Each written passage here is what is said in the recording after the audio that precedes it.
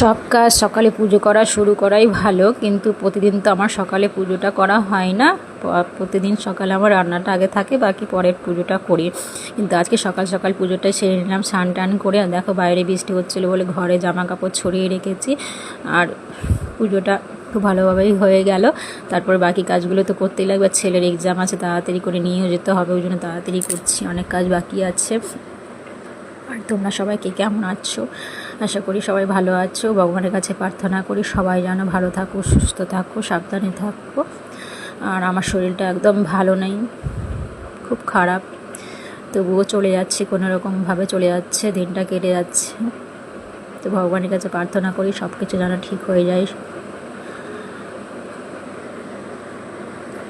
আর কি বলবো বলো তো, আমাদেরকে ভীষণ শরীর খারাপ, তবুও হচ্ছে সব দিনটাই মেনে নিয়ে চলতে হয়, চলছি। তারপরে ছেলের আজকে বার্থডেও আছে, স্কুলে এক্সামও আছে, আজকে আবার দুটো এক্সাম, ওকে নিয়ে যাব, নিয়ে আসবো।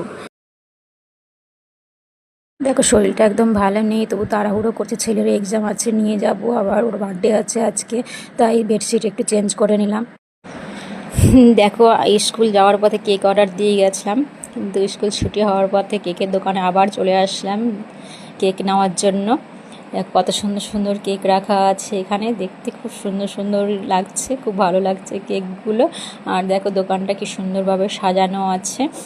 তো আমরা কেক নিয়ে নিলাম, পছন্দ হয়েছে আমার ছেলের এতগুলো কেকের মধ্যে চকলেট কেকেও খুবই ভালোবাসে, ওই জন্য চকলেট ফ্লেভারের কেকটাই নিয়েছে। তোমাদের কেমন লাগছে অবশ্যই একটু কমেন্টস করে জানিও। আমার ছেলের বার্থডে, তো বার্থডেতে কী আছে সব, এটা দুপুরের খাওয়া তৈরি হয়েছে। এখানে সাদা ভাত দেখতে পাচ্ছ, এটা হচ্ছে ডালের বড়া, এটা হচ্ছে আলু পোস্ত ভাজা, এটা হচ্ছে কাঁকরোল ভাজা, এটা বেগুন ভাজা, পটল ভাজা, এগুলো তো সব দেখতে, এটা ইলিশ মাছ ভাজা।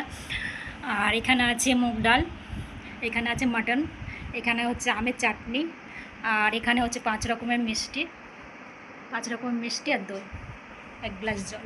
তো কেমন হয়েছে তোমরা একটু কমেন্ট করে জানিও।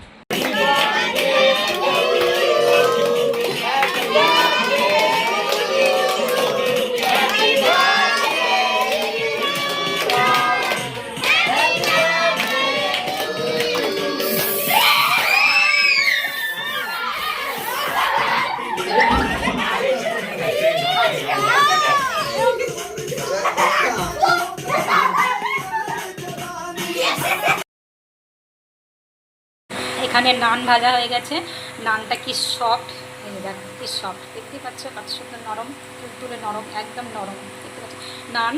এখানে এখনও ভাজা হয়নি, এতগুলো ভাজা হয়েছে, এখানে এখনও মেখে রাখা আছে অনেকগুলো, পরে ভাজবো ওগুলো।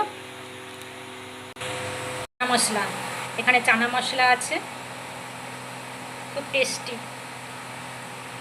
শসা আর পেঁয়াজ কেটে রাখা আছে, দেখো এখনও এই কটা কেটে রাখা আছে, আর পরে বাকিটা আরও কাটতে হবে। এখানে এটা রাইস তৈরি হয়েছে, দেখো খুব সুন্দর ঝরঝরা রাইস তৈরি হয়েছে এটা। আর এটা এখন হয়েছে, বাকি এই যে ভাত করে এটা রাখা আছে দেখতে পাচ্ছ। আর এখানে এগুলো কিছু ভেজে রাখা আছে, আরও কিছু বাকি আছে ভাজতে, কিছু বাকি আছে। এখানে দেখো ভাত উপর দেওয়া আছে, এটাও বাকি আছে, এখনও রাইসটা কমপ্লিট হয়নি, এখনও কিছু বাকি আছে। চিলি চিকেন আছে, খুব টেস্টি হয়েছে, খুব সুন্দর, ছেলে খেয়েছে বলেছে খুব ভালো হয়েছে, খুব টেস্টি। আর দেখো সব রান্নাই হয়েছে, কিন্তু আমার রান্না আমি দেখাবো না, কারণ হচ্ছে তোমাদের দেখে ভালো লাগবে না, সাদা ফেকা সাদা রান্না, ওই জন্য হচ্ছে আমার খাবারটা দেখাবো না।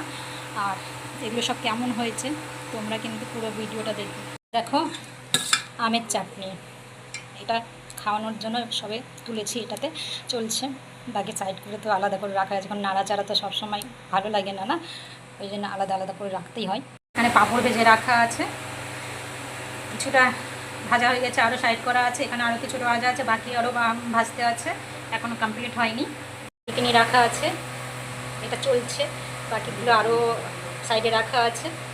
দেখো সেম, এটাও আলাদা করে তুলে রাখা আছে, দেখতে পাচ্ছ।